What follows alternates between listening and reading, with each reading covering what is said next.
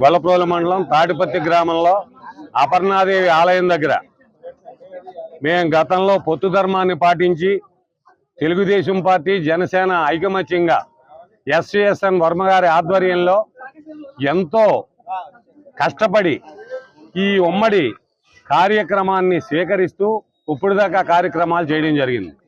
ఇప్పుడు వైసీపీ కార్యకర్తలు ఇక్కడ కమిటీ సభ్యులు ఈవేళ జనసేనలో కొంతమంది సభ్యులకి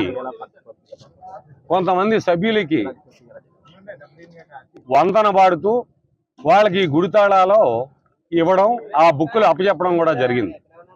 కారణం ఏమిటంటే ఇది పొత్తు ధర్మంలో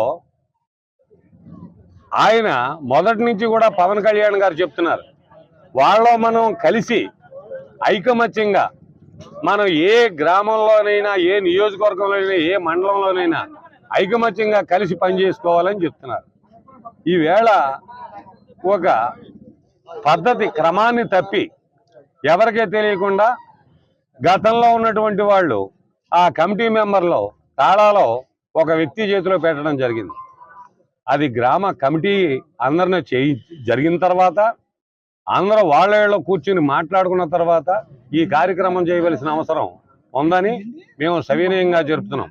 మాకు ఈ యొక్క అన్యాయానికి మేము పొత్తు ధర్మంగా జనసేన పార్టీకి 100కి 150% కూడా